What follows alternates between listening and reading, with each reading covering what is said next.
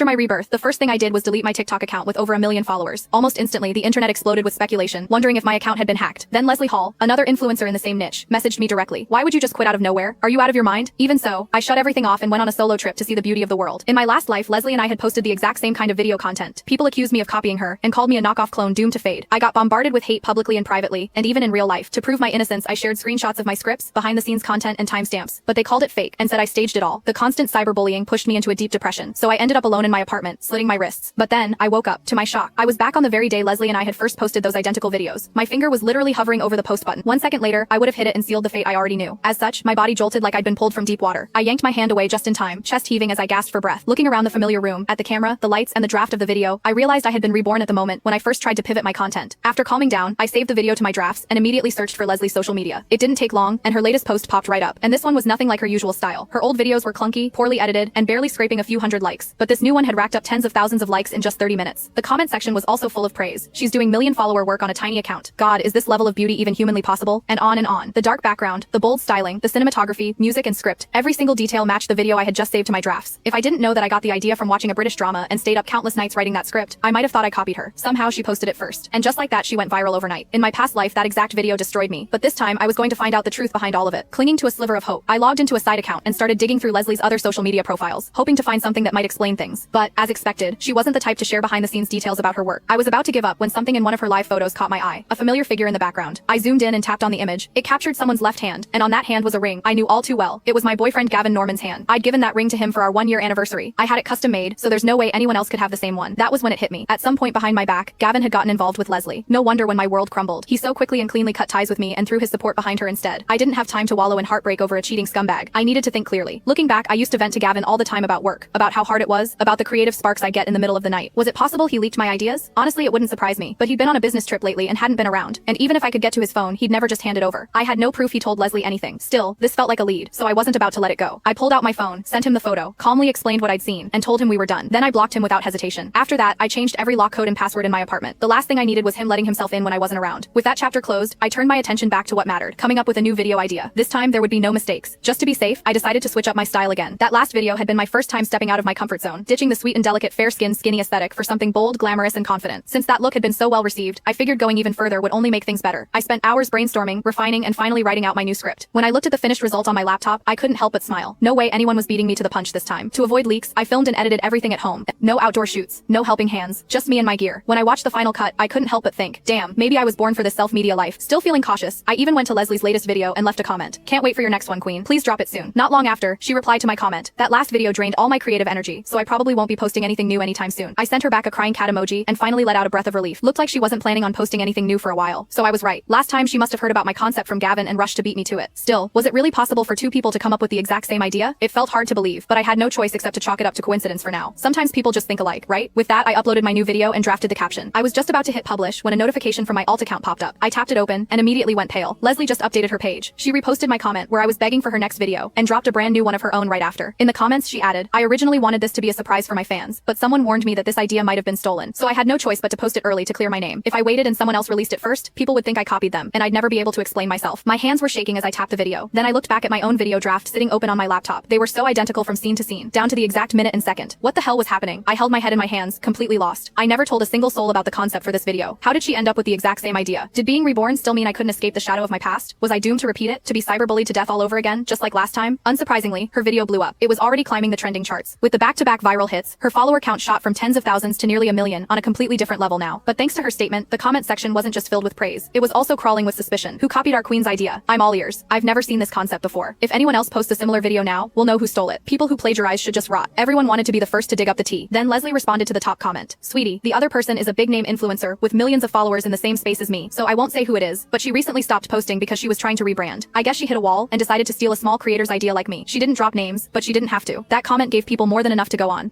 The internet didn't need much to put two and two together. It didn't take long for users to connect the dots and come straight to me. Quickly, my comment sections turned into war zones full of accusations, insults, and endless doubts. But my fans did their best to defend me. Since there was no solid proof that I plagiarized, the hate was quickly buried beneath waves of support. Still, I was exhausted, mentally drained, physically done. Between the sleepless nights and non-stop stress, I eventually collapsed into bed and passed out without even meaning to. I didn't know how long I was out before a loud knock jolted me awake. Zephanie, I know you're in there. Open the door. You hear me? Don't make this harder than it needs to be. I opened the door and found myself staring straight into Gavin's eyes. What's the meaning of this silent breakup? I just happened to run into Leslie that day. You're being paranoid paranoid, he barked, dragging a suitcase behind him as he pushed past me. I snapped out of it and shoved him back toward the door. We broke up. I don't want to see you again. Enough with the drama, he said. I came back to give you a way out. Just admit you were wrong. Apologize to Leslie online, and this whole thing goes away. Don't make it uglier than it needs to be. Hearing that, I lost it. I didn't copy her. I screamed. She stole my idea. Gavin laughed like I told a joke. Oh, so the person who plagiarized managed to post before the one who didn't? That's a new one. Impressive. Everyone knows you copied her, he added. You're the only one still lying to yourself. I pointed to the door, voice shaking with fury. If you don't leave right now, I'm calling the cops and reporting you for trespassing. That finally made him back off. He picked up his suitcase, but not before throwing one last comment over his shoulder. Pathetic. You'll be crawling back to me before long. Just wait. I slammed the door behind him so hard the walls shook, but it didn't take long to figure out what he meant. Not even an hour later, he posted a video of his own, talking about our relationship, and heavily implying he was ashamed of me for stealing someone else's work. Of course, Leslie jumped into the comments to say, thanks for speaking up, bro. Then she followed up with a statement on her own page. I still believe in the power of originality. As long as we stand firm, there's always hope. I wish everyone would join me in standing against plagiarism. Thanks to those two, I was instantly pinned to the wall of shame, labeled a plagiarist. I wanted to defend myself, but I had no idea where to start. What was I supposed to say? That the video Leslie created was originally mine? That somehow by some bizarre twist of fate, the two videos turned out exactly the same, even down to the second? Who would believe me? No one. Not a single person would buy that story except me. Then, to make matters worse, some sharp-eyed internet sleuths dug up my alternate account and found the comment I left urging her to post. So that comment wasn't about excitement. It was fishing for material to steal. She really had the audacity to ask for an update. She basically treated Leslie's work like her personal content library. Reading those comments hit me like a punch to the gut. I had no idea what to do next. Even if I came up with a great idea now, what was the point? Leslie would always get there first. She'd post before me every time. That crushing feeling of helplessness wrapped around me tighter than ever. Looking at my channel, the one I had worked so hard to build up, I knew what I had to do if I wanted to avoid falling into the same pit I had in my past life. I deleted my account with over 1 million followers and